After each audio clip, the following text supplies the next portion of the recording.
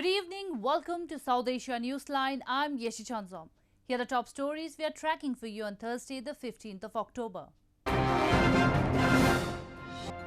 Heavy rainfall causes flood-like situation in India's Maharashtra and Karnataka. Pakistan's Prime Minister Imran Khan rules out reconciliation with opposition. And idol makers in Nepal stared at gloomy festival season amid pandemic.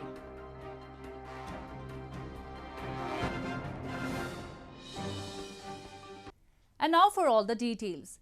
Flood-like situations occurred in parts of India's western Maharashtra and southern Karnataka states on Thursday following heavy rainfall.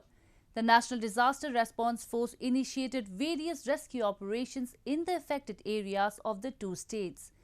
This came a day after at least 30 people were killed in rain-related incidents in southern Telangana and Andhra Pradesh states. Heavy rainfall caused flood-like situations in parts of India's western Maharashtra and southern Karnataka on Thursday, prompting disaster management forces to swing into action and launch rescue and relief operations in both the states. People in Baramati in Maharashtra's Pune district had to come out of their homes as rainwater inundated residential areas and submerged vehicles. 3 people reportedly lost their lives near dawn in Pune due to overflowing of a canal in the area. Furthermore, over 2 lakh cusecs of water had to be discharged from the Sona barrage into the Bhima river in Karnataka state as the incessant rainfall led to a rise in the water level of the barrage and submerged a nearby bridge. Under the influence of this system, coastal Karnataka is very likely to experience widespread rainfall on 15th October, fairly widespread rainfall on 16th October, and scattered rainfall on 17th, 18th, and 19th October. Meanwhile, India's Junior Interior Minister G. Kishan Reddy reviewed situation in flooded areas in Telangana's Hyderabad city, a day after heavy rainfall lashed the southern Indian state and neighbouring Andhra Pradesh, killing at least 30 people. Many parts of Hyderabad had received more than 25 centimeters of rainfall over the past 24 hours, while floodwater inundated main roads and caused widespread chaos. Authorities in Hyderabad declared a holiday on Wednesday and Thursday and asked residents to stay indoors. Making the coronavirus protocols the new normal, multiplexes, cinema halls and theatres were allowed to reopen in parts of India on Thursday with precautionary measures. The reopening as part of Unlock 5 comes amid rapid rise in coronavirus cases.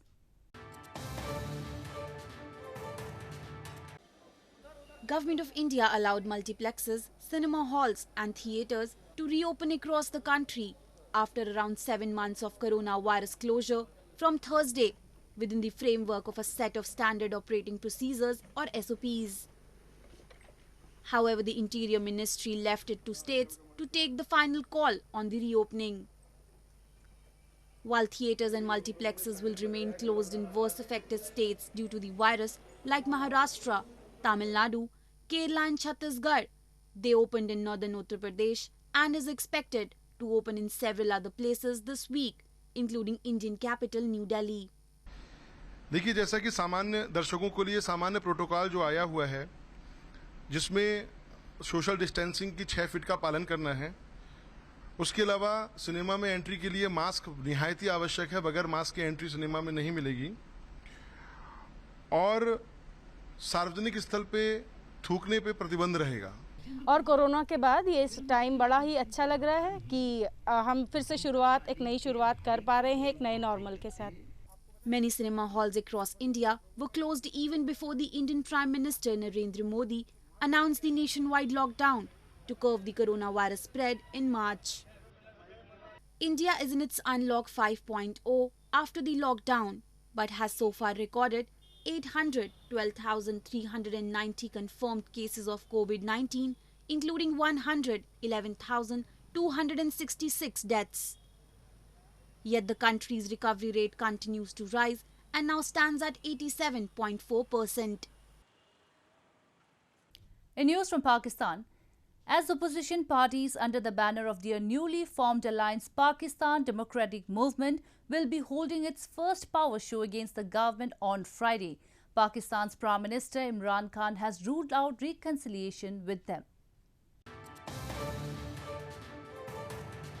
Standing his ground despite opposition parties threatening to oust his government, Pakistan Prime Minister Imran Khan on Wednesday said that there will be no reconciliation with the opposition.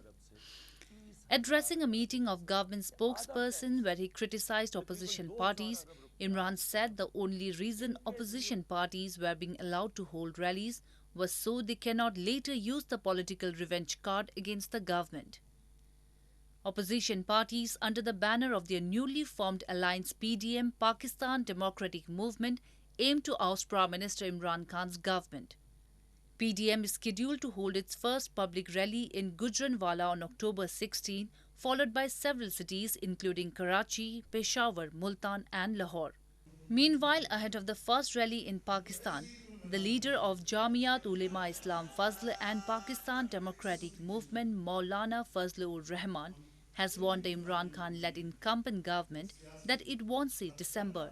These statements come on the back of Monday's remarks by Pakistani Muslim League Nawaz Vice President Maryam Nawaz, who said that Prime Minister Imran Khan government would go home before January. Moving on, protests have continued against Pakistan's illegally occupied territories against Islamabad's attempts to alter the legal status of Gilgit-Baltistan. There is also resentment over plan to hold elections in Gilgit-Baltistan in November.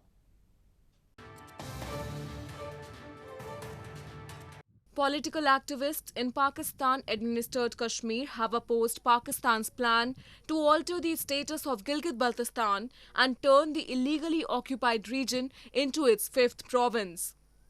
Protests have continued across Pakistan-administered Kashmir and Gilgit-Baltistan, expressing anger against the arbitrary decision in violation of UN resolutions and the denial of fundamental rights to the common public. There is also resentment over Islamabad's plan to hold elections to the so-called Gilgit-Baltistan Legislative Assembly on November 15. वक्त नहीं है हमारे पास ये तो इंतखाबात तक तो ये तो अपोजिशन की गुजारिश पे इंतखाबात तक लेट हुआ जो जीबी के इलेक्शन है इन्होंने तो चीजें फाइनलाइज की हुई हैं तो हम ये समझते हैं कि ये आगे 3-4 महीने हमें रोडों पे रहना पड़ेगा. India has also launched a strong protest against the Pakistan government, stating that Jammu and Kashmir and Ladakh, including Gilgit-Baltistan, are an integral part of India. Activists have expressed concern that China has been lobbying Pakistan to bring the illegally occupied region under its legal jurisdiction to protect its investments in Gilgit-Baltistan, which are part of the China-Pakistan Economic Corridor or CPEC. In news from Afghanistan, a general meeting of Afghan government and the Taliban negotiators in Doha on Wednesday evening discussed resolving the disputed issues as soon as possible. The two sides have so far failed to reach consensus on procedural rules for direct talks. A general meeting of chiefs and delegates from both the Afghan government and the Taliban was held on Wednesday evening in Doha, said Nader Nadri, a member of the Afghan government's negotiating team. In a tweet, Nadri informed the issue of resolving the disputed issues was discussed in the meeting and it was emphasized that the contact groups from both the sides should provide solutions as soon as possible. Taliban spokesperson in Doha, Mohammad Naeem, also confirmed that contested points were discussed and agenda will be discussed next. The two sides have so far failed to reach consensus on religious basis for the talks and connection of the US-Taliban deal with the negotiations. Meanwhile, amid efforts for peace, clashes between Afghan government forces and the Taliban in Helmand province have entered their fifth day, resulting in several casualties. In the latest development, at least 9 people were killed when 2 Mi-17 helicopters of Afghan National Army crashed in Helmand's Nawa district on Wednesday. Moving on to news from Sri Lanka. A Sri Lankan court has fined the Greek captain of the fire-stricken MT New Diamond supertanker $65,000 after he pleaded guilty to the charges. Colombo High Court judge ordered the captain is released after paying the fine. The captain of MT New Diamond supertanker, which caught fire off Sri Lanka with a cargo of 2 million barrels of oil, was fined 20 million Sri Lankan rupees, that is $65,000 on Wednesday. Captain Styros Ilias, a Greek national, faced charges of negligence and pollution after the tanker caught fire following a blast in its engine room in early September. The ship, loaded with 2 million barrels of Kuwaiti oil, left 2 long trails of fuel oil. The owners of the New Diamond have agreed to pay $2.27 million to Sri Lanka for its help in extinguishing the blaze and averting disaster. Navy spokesman Captain Indika de Silva said that it would take between 1.5 to 2 months for the ship to make its way to its final destination of Fujairah, United Arab Emirates, in its present state. He said the supertanker, which has been towed, is currently in Maldivian waters. Moving on to news from Nepal. Idol makers in Nepal, who often make good profit ahead of annual festivals, are disappointed with less buyers this year amid the coronavirus pandemic. There are many festivals in Nepal during which people worship idols of gods with great fervor. But this time, several restrictions are in place to avoid a further spread of infection, thus muting grand celebrations. Idol makers in Nepal are disappointed as they are having very low sales with less buyers of idols ahead of various annual festivals amid the coronavirus threat. There are various festivals in Nepal during which people worship idols of gods with great fervor. However, this year, with the pandemic, there are several restrictions in place regarding gathering of people during festivals to avoid a further spread of the infection. Thus, the demand for idols has reduced, leaving the artisans with almost no work. Set होइन set त यो दुर्गाको जम्मा 3-4 set जान्छ अनि विश्वकर्माको जान्छ 100 वटा जति यो वर्षमा त गएन यो वर्षमा चौपट छ व्यापार यो यसपालि 2 सेट दुर्गा गयो त्यति हो गएको छैन. As of Thursday morning, Nepal had 117,996 confirmed coronavirus cases with death toll of 675. Pulwama district in India's northern Jammu and Kashmir has been in the news for being the terror hotbed. It may bring memories of the terror attack on paramilitary CRPF convoy in February, but this district might soon be known as the pencil slate district of India. All major companies of pencil making units in the country procure their slates from Pulwama. Pulwama, which has been in the news for being the terror hotbed in India's Jammu and Kashmir, might soon be known as the pencil slate district of India. Pulwama is making pencils of soft slate, and now 90% of the raw material supply will be sourced from 17 units set up in the district. All major companies of pencil making units in the country procure the slates from Pulwama. Manzoor Ahmed Ilahi, who has been in the business since 2010 and among the first to start a business in Kashmir, said poplar wood is used for making the slate and it grows in abundance in Kashmir. यहाँ pencil की raw material factory डाली है. हमारे यहाँ कम से कम 100 से लेकर 150 तक मजदूर काम कर रहे हैं, जिनमें कश्मीरियों के साथ साथ बाहर के भी मजदूर काम कर रहे हैं. हम जो ये माल बनाते हैं बाहर रियासतों में पेंसिल बना के काम आता है. These units are thriving in almost every household, but the pandemic has hit the industry hard. A local resident working at one of the factories said the government should support these units so that more youths are engaged in this sector and are employed. मैं अपने जो मालिक है यहाँ, उसका नाम है मंजूर अहमद.